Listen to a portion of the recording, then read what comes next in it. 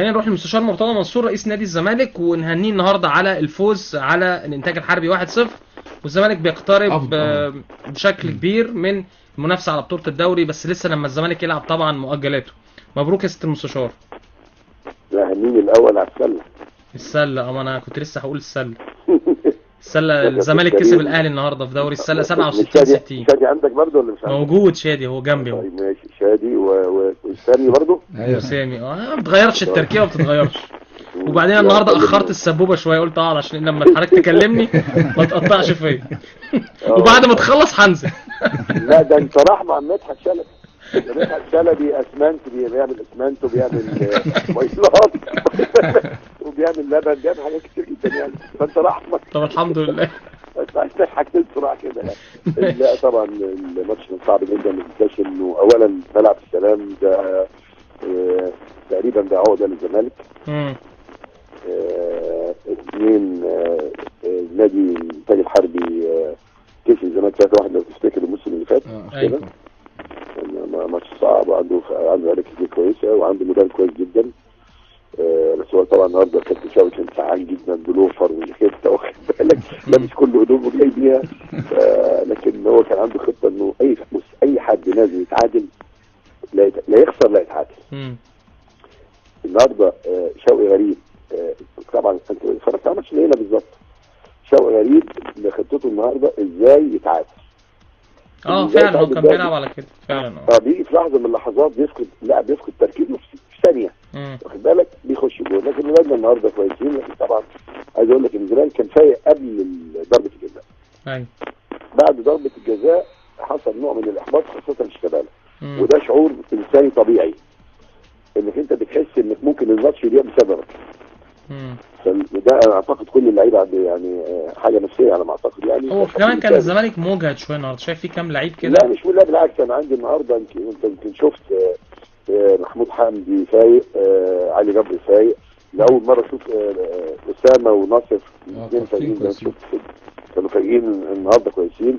ابراهيم صلاح في خط النص برضه، لكن كان مجرد تقريبا شكل في المركز شويه، اعتقد معروف كان شويه مجرد. لكن ده يمكن اول جون يجيبه باسم على ما اعتقد مش من ضربه جزاء، لانه باسم عنده 3 اجوان منهم 2 ضربه جزاء، فبرضه ده بيديله الثقه، خاصه انت عارف الاستقرار النفسي للاعب مهم جدا. ان ابراهيم صلاح خلاص استقر، جنش استقر، باسم خلاص، واخد بالك، باسم خلص خلاص. يعني احنا متفقين كده خلاص، اتفقنا، مفيش مشكله خالص. تمام. هو كان عايز شرط في العقد ان يبقى لو جاله عرض احتراف حضرتك توافق. لا هو مفيش شرط، هو باسم باختصار شديد هو يعني هو جاله عرض في نادي محترم 6 اشهر في قطر، صح؟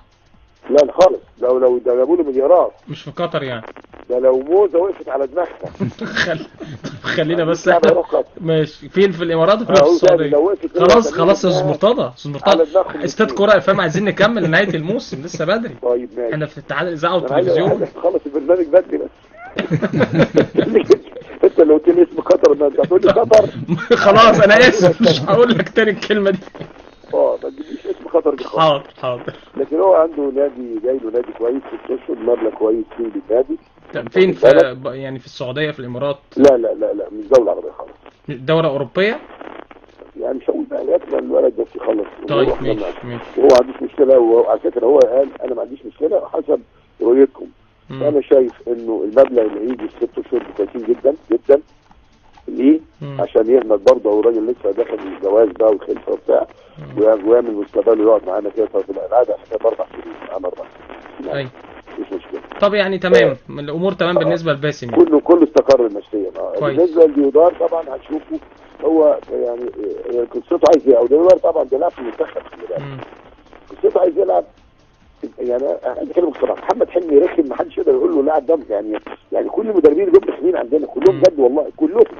انك تقول واحد لا يلعب ما يلعبش، ولا انا اقدر، ولا انا ابراهيم سكري، ولا حد، لكن اقدر اقول له ده ما بيلعبش ليه، عشان لو في اسباب تربويه نعرفها ندي عقوبات، بالك. لكن ده كويس جدا متميز جدا، وعلى فكره السنه اللي فاتت خفض عقده، يعني هو جه لوحده كده قال انا عندي استعداد اخفض العقد بتاعي. فانا هو اللي فاضل هقعد معاه ان شاء الله. معروف طبعا مصمم عايز يمشي، الوكيل بتاعه اسامه عامل لاعب في دماغه، عايز يروح اعتقد في السعوديه.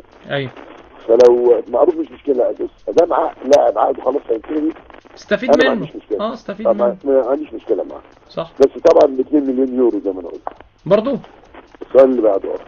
طيب لو اتكلمت على الزمالك واستعداده لماتش الاهلي، وكان في برضه مش عارف يعني السؤال ده وجهه لحضرتك ولا لا، بيان النادي الاهلي ان هم بيسالوا اتحاد الكوره اسباب استقاله رضا البلتاجي او رحيل رضا البلتاجي، ومش عايزين الانديه تتدخل في الحكام وان يكونوا سبب في الحكام. كان اعتقد البيان كان يعني ايه بيوضح ان هم معترضين ان رضا البلتاجي مشي بسبب حضرتك اصريت او الانديه اصرت ان رضا البلتاجي يمشي من لجنه الحكام. طب انا بس ليا سؤال، رضا البلتاجي استقال ولا اقيل؟ والله هو انا بقول يعني، وانا سؤالي واضح. انا هقول لك هو استقال بس هو يعني كان كده ماشي. لا، رضا البلتاجي استقال قبل اجتماع الانديه مع اتحاد الكوره. احنا مش عايزين نزايد في حقائق. استقال يعني قبل الاجتماع من اسبوعين، من 10 ايام. بص النادي الاهلي طلع بيان ضد رضا البلتاجي والتحكيم. تفتكر معايا انت؟ وطلع الاستاذ محمد عبد الوهاب وطلع الاخ سيد عبد الحفيظ مدير الكوره هاجموا التحكيم. تمام؟ وبعدين طلع الاستاذ محمود طاهر قال انا اديت توجيهات، الكلام ده 12 توجيهات الجهاز الفني بتاعي يراقب الماتش بتاع الزمالك والاتحاد عشان يشوف الحكم هيعمل ايه. تمام؟ وده حقه على فكره. خلاص؟ ماشي. لما اجتمعنا احنا مع اتحاد الكوره في الاجتماع اللي حضره مجدي عبد الغني اللي هو عايز ينزل نائب رئيس نادي الاهلي في الانتخابات اللي جايه، وبيسيء للنادي الاهلي بيعملوا دون يقول لك احتمال نرفض الاستقاله، مجدي حضر الاجتماع والاستاذ كرم كردي والاستاذ عصام والاستاذ هاني بوريد. تمام؟ واحنا قاعدين كان رضا البلتاجي عامل استقالته الماديه. لا كان مرتضى اتدخل ولا كان حد اتدخل. انا عايز اعرف هو رضا البلتاجي زعلان من ايه؟ مش حضرتك استقلت ولا اقلت؟ انت استقلت. هو بيقول لحضرتك يعني ضغطت جامد لغايه ما انا ضغطت. اسمع بس خد مني الاخر. انا لا ضغطت ولا جيت ناحيته. احنا لما قعدنا اللي بدا الكلام الاستاذ محمود طاهر لانه كان عنده افتتاح بطوله السله واخد بالك، فاستاذن هو يتكلم الاول. وانا بصفه رئيس لجنه الانديه المفروض كنت انا اتكلمت الاول، قلت له اتفضل ما عنديش مشكله. الاستاذ محمود طاهر اتكلم هاجم الحكام اللي بقول لك انا هاجم الحكام ولجنه الحكام وده حقه، وقال وقائع كثيره الاهلي اتعرض فيها لظلم تحكيم وانا كنت معاه فيها. خلاص؟ ثم اتكلم سمير بيه حلبيه المصري، ثم اتكلم فايز بيه عريبي لطنطا، ثم اتكلم ابراهيم بيه عثمان. كل الناس كل الانديه اللي كانت موجوده اتكلمت وكلها طلبت بتغيير لجنه التحكيم كل انديه. تمام؟ في وجود مجدي عبد الغني وفي وجود كرم كردي وفي وجود عصام عبد الفتاح. انا اخر واحد اتكلمت قلت وقائع محدده منها ان ازاي ابراهيم نور الدين بقى حكم. سؤال واضح. وان ابراهيم نور الدين بيجامل جمال الغندور في ابنه عينه حكم استاذ هذا بريده ما كانش عارف اسمه خالد ابنه. قال لي لا ده قصدك ان اخوته، لا ابنه. تاكد الكلام ده. بيقول لك عصام عامل مؤامره لما خدنا التصويت ان اللجنه تتغير ويجي كان الاولاني كلنا وافقنا يجي عصام عبد الفتاح عصام رفض. قال لا انا مش عايز ابقى رئيس اللجنه عشان ما اعملش مشاكل. لا انا اقول بصراحه. تمام؟ خدنا التصويت يبقى عصام. اتفقنا ان لا نعلن عن هذا الكلام الا اتحاد الكوره في الوقت اللي شايفه مناسب. ما هو راجل قدم سالته يعلن. انا عايز اعرف بلتاجي زعلان من ايه وياسر ايوب زعلان من ايه والنادي الاهلي بيطلع بيان بايه. احنا كلنا متفقين يا جماعه. انما بص احيانا بتعمل بيانات. انا طبعا مقدر الظروف اللي حصلت ان في بعض الولاد المنتسبين للزمالك والاهلي لا علاقه لهم بالجماهير دول على الفيسبوك يقعدوا يقل ادبهم، فقال ادبهم على محمود طاهر ومرتضى يحكم ومرتضى ما اعرفش ايه. قله الادب دي. تمام؟ مرتضى لا يحكم ولا ما يحكمش. انا بقول لك احنا خدنا تصويت برفع الايدي اكتر من كده بقى. تمام؟ فاحنا اول ما نطلع بيان ضد الحكام هو كان النادي الاهلي. النهارده لما تقول لا تحليل من الانتاج ليه؟ ده انت خليك مصنع معاه. وانتاج ياخد المريض خذوني. والاهلي نفسه اتعرض لظلم تحكيم اتكلم عنه الاستاذ محمود طاهر في الاجتماع. والله العظيم اول واحد يتكلم هو الاستاذ محمود. خلي بالك. فيا جماعه ده فيلم يعني غير مقبول البيان. وانا طبعا كده مش عايز ارد. وغير مقبول اللي عمله ياسر ايوب عمال يفتح قناه وعمل لي مقاله النهارده يستغل عموده في مصر اليوم وكاتب الكلام ده. واخد بالك؟ انا سؤالي زي سالت قلت لك هو ازمه سالته ولا اقيم؟ واخد بالك؟ لان احنا رحنا ايام اجل سالت يا استاذ كريم. الكلام ده والنبي يعني اولا ده بيعمل فتنه بخليك يقول لك طب انت الاهلي مصلحتك ايه اللي ده يقعد ويمشي؟ ما هو راجل نادي مستقالته. انما لو هو اقيل مفيش استقالة قال انا بقى مع نادي النادي الاهلي. انت بتطيله ليه؟ انما واحد يقول لك انا مش قادر، واخد بالك، انا عايز امشي، والانديه كلها مجتمعه فيما عدا اللي ما حضروش، عارف مين؟ الرائد محمد عبد السلام بتاع المقصه، والاخ فرج عامر ده اللي بيلاقي اي زفه يقول لك انا اصلا متضامن مع بيان، وهو لسه حاجه بطولات موقوف بسبب الحكام الماتش اللي اتقدم فات ده. يعني انا بقعد اضحك على فكره، واخد بالك. الكابتن حسام حسن قال لك انا خلوا البلتاجي موجود، وثاني يوم راح بعد ماتش الاهلي طلع بيان من النادي المصري قال لك الحكم جهاد جريشه ظلمنا. ده حصل يا جماعه، دي اسمها شيزوفرينيا بجد، عيب عيب. انت راجل بتقول لك حكام ده اللجنه احسن لجنه والحكام احسن تحكيم، واخد بالك. وبعدين ثاني يوم شوف البيان عملوا الماتش امبارح، اعتقد انك قريت ان جهاد جريشه ظلم الاهلي، مش عارف ضربه جزاء ظلم المصري، تمام. الاستاذ فرج عامر عمل يعمل مداخلات، وازاي التحكيم 100 في مصر، واخد بالك. طب حلو سؤال موقوف ليه؟ عشان اعترض على التحكيم. فالمنظومه باحترامي تاني، باحترامي الشديد للزميل الفاضل في مجلس النواب الاخ رئيس لجنه الحكام السابق، انا بقول لسيادتك حضرتك قدمت استقالتك، لا ترجع في كلامك خلاص. واحنا انا طلعت من الاجتماع. حضرتك هددته فعلا؟ قلت له مش يا عم هددته مين يا عم؟ ده بيهزر طبعا.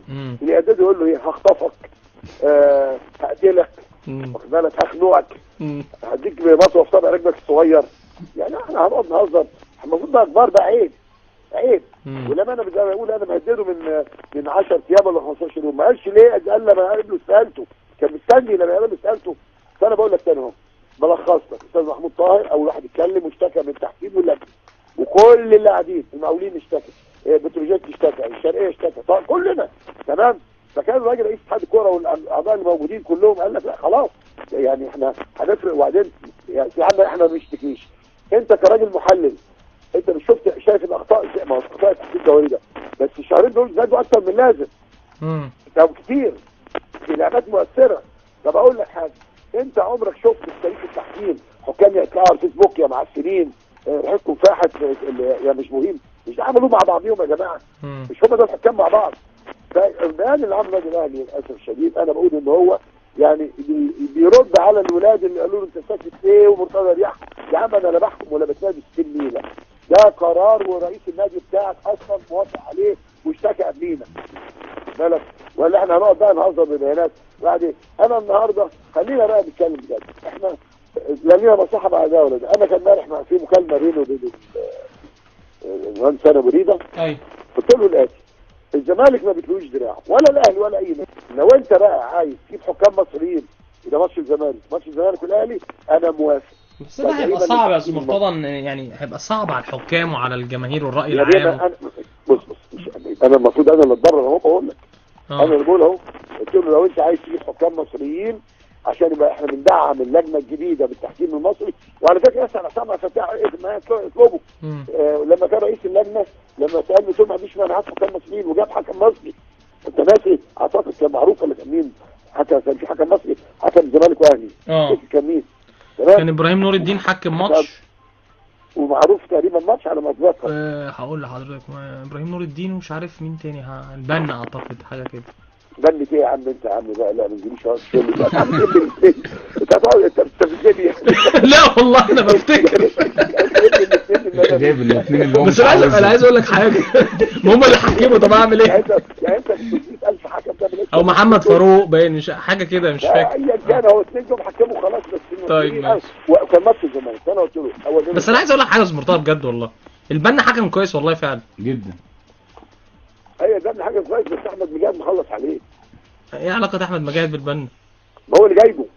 ماشي بس دلوقتي يعني خلاص هو البنا حكم يعني. ما احمد مجاهد برضه مش عايز ينسى موضوع الفسيخ اللي جابوه لي والرز ورجعته له، مش عايز ينساه. الايه؟ احمد مجاهد ده جاب لي فسيخ ورز، واخد بالك، ده مشكورا يعني. فانت عارف انا ماليش في الحاجات دي. رجعتهم تاني يعني؟ الحاجه يا كابتن نبيل كده لما جاب لي السفوزه، فرحت واخد قرار مجلس اداره وزعتها على العمال لو تفتكر. قال لك الله يخرب بيتك، طب اديها لي رجعها لي، السفوزه غاليه، واخد بالك. فانا زي ما جات وديتها اتحاد الكوره، كان عندهم اجتماع في الاستاذ احمد زياد اهو، قالوا لا مش كريم يعني انا اخد من حد صاحبي صديقي، واخد بالك، لكن ما اخدش من حد ما انا ما اعرفوش. ومش عرفني الفسيخ ده كمان فيه اصلا يعني، واخد بالك. فهو الموضوع في النوم من ساعتها، فده هو اللي جايبه. خلينا نتكلم بقى. انا امبارح قلت له لو انت نمرة واحد عايز تجيب حكام مصريين ما عنديش مشكله. مم. عايز تاجل بقى الماتش بتاع كانش تاجل ماتش النهارده، عايز تاجل الماتش بتاع ال 29 بتاع الزمالك ما عندناش مشكله، عايز تعمله في برج العرب ما عندناش مشكله. خلاص الزمالك هو الماتش خلاص في بترو سبورت ولا لسه مش شغال؟ بص هو المفروض بترو سبورت، لكن احنا بالحوار المحترم الراقي من غير عند ولو يدرى احنا تحت امر المنظومه. تمام. انا قلت له امبارح الكلام ده، واحد لو انت عايز نمر واحد اهو، لو عايز تجيب حكام مصريين ده ماتش الزمالك انا موافق. اثنين عايز تاجل الماتش بعد افريقيا انا ما عنديش مشكله. نمرة ثلاثه عايز تلعب الماتش في بترو سبورت او برج العرب برضه ما عندناش مشكله. واخد بالك الحوار المحترم الراقي، لان احنا ما عندنا مشكله مع النادي الاهلي على فكره، ولا البيان ده هيأثر في العلاقه اللي بين الانديه. انا قلت لك قبل كده يكفي النادي الاهلي من الناحيه الانسانيه بيتاثر فينا ان مجلس ادارته كل واحد زار احمد في المستشفى لما جاله جلطه. دي حاجه بالنسبه لي انا كرئيس نادي الزمالك حاجه كبيره جدا. يعني لم نختلف في يوم من الايام بسبب بقى العلاقات الانسانيه والروح الرياضيه والمحبه ما لهاش علاقه بالتنافس يعني. لا بتاثر بقى على العلاقات اللي هي الرياضيه. ايوه واخد بالك. فانا بقول لك ده كان قلته للاستاذ هاني ابو والله يعني دي روح مننا جديده بنعمل. انما البيان حتى انا قلت للمهندس ثاني امبارح على البيان بالليل قلت له مش هرد اقول ايه خلاص يعني مش هنطلع بيانات وبتاع، لكن لو حد سالني هقول الحقيقه اللي حصلت. تمام. لا تمام. عايز تسال